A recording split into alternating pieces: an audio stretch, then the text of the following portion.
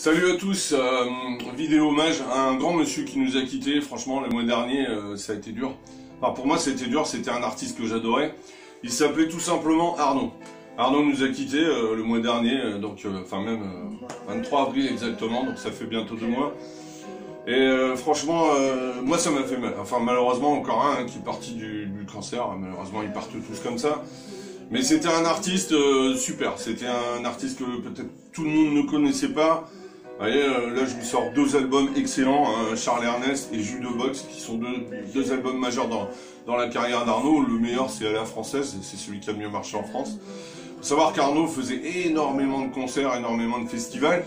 Et Arnaud c'était un mélange entre la gueule cassée de Serge Gainsbourg, le mec complètement défoncé, provocateur, mais profondément humain.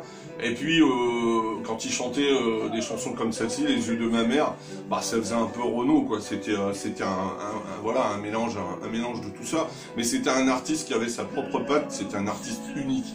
Et c'est un artiste qui a fait des chansons vraiment géniales. Regardez, je vais vous faire écouter par exemple celle-là. Vous voyez, Chic et pas cher. Eh ben, c'est une chanson vachement sympa, vachement populaire. Et voilà, c'est du Arnaud. Et franchement, ce mec a fait des chansons super, quoi. Alors, il alternait entre les chansons vraiment de variété, quoi, des chansons populaires, hein, on va dire le mot, hein, le mot n'est pas moche. Et puis, c'était un artiste aussi qui était capable de faire des reprises incroyables. Je vais vous faire écouter, par exemple, une reprise de Jacques Brel. Il a repris, par exemple, Je suis sous de Claude Nougaro, qui est encore mieux que la version originale, c'est vous dire. Pour faire du Nougaro, il faut déjà avoir un bon niveau quand même. Et puis c'était un artiste aussi capable de faire du hard rock, c'est du rock, mais du hard rock, du blues. Il était vraiment, c'était un caméléon ce mec, c'était un gars qui pouvait vraiment chanter à peu près tout, et pourtant il n'avait pas une voix extraordinaire, il avait une voix éraillée. Ouais, je vais vous remettre un autre morceau que j'adore, par exemple celui-ci, où vous allez dire c'est incroyable quoi. C'est une reprise de Jacques Brel, voir un ami pleurer. Et là, je vous jure, ce mec mettait les poils. Moi, j'ai qu'un regret, j'ai jamais été le voir sur scène, ça sera un regret éternel, je devais y aller, mais Covid mania, hélas, quoi. Mais voilà, mais c'est un artiste vraiment qui va manquer. C'était un des plus grands en Belgique, hein. C'était un gars qui était d'Ostende, c'était un chanteur incroyable, qui a fait aussi du cinéma. Il était pote avec des gens comme Bachoun. Mais écoutez cette voix, mais quand il chante comme ça, avec un piano derrière, vous êtes scotché. Et je pense que si Jacques Brel avait écouté cette chanson, enfin sa chanson comme ça, je crois que il aurait eu les larmes, hein, je pense, hein, c'est certain.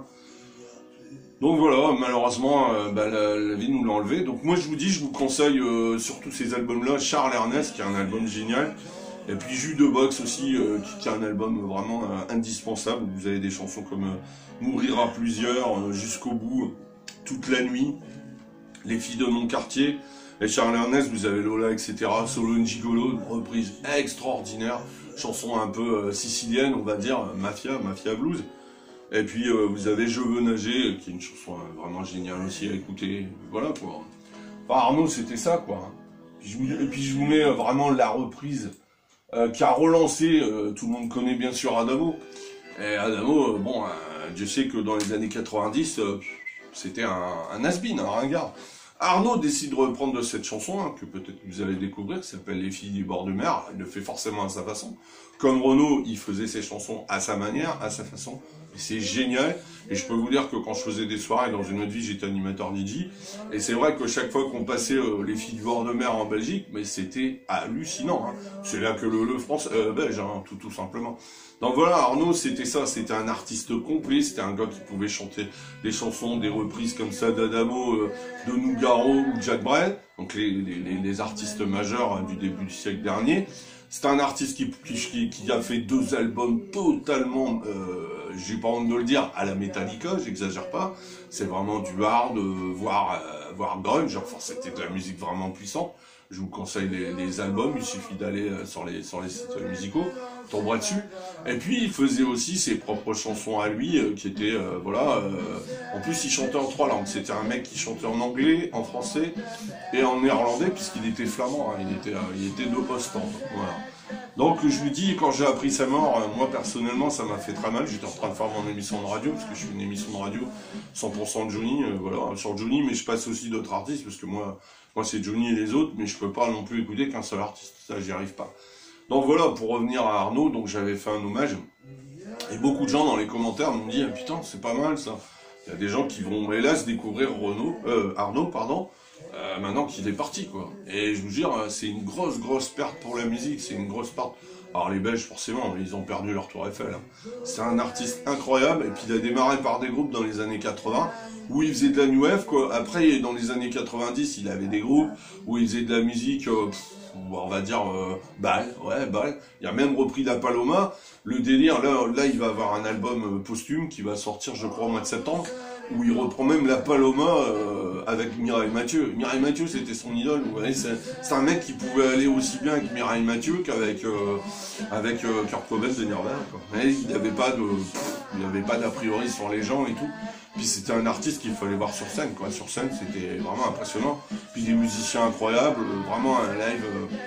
Voilà, moi j'espère que maintenant qu'il est parti, il y aura des albums live qui sortiront, parce que bon, on les voit en streaming sur YouTube, bien sûr, mais sincèrement, ça serait génial d'avoir un ou deux lives qui sortent comme ça. Donc moi, j'habite justement en frontière belge, je vais surveiller tout ça. Donc voilà, c'était juste pour rendre hommage à ce grand monsieur qui était Arnaud. Si vous ne le connaissez pas, bah allez sur Google, tapez Arnaud et vous allez voir, vous allez aller sur Wikipédia, vous allez voir tous ces titres. Puis amusez-vous à écouter sur les streamings comme YouTube, Spotify et Amazon Prime, voilà, etc. Et vous verrez que c'est un artiste vraiment à découvrir. Voilà. Donc, RIP Arnaud, merci pour tout ce que tu as donné. Voilà. Encore un qui s'en va. Bon, c'est la vie, mais sincèrement, hein, ça fait mal. Moi, perso, c'est un artiste que j'aimais vraiment profondément. Voilà, je vous dis à bientôt, en espérant qu'on aura des nouvelles meilleures. Mais musicalement, il nous restera sa voix, ses textes, et ses CD, et sa musique. Voilà. Merci Arnaud pour tout ce que tu as donné, et à bientôt. Un de ces quatre, là-haut, au paradis, je sais pas. Ciao. Salut Arnaud. Côté. En douceur et profondeur. Allez, salut, ciao.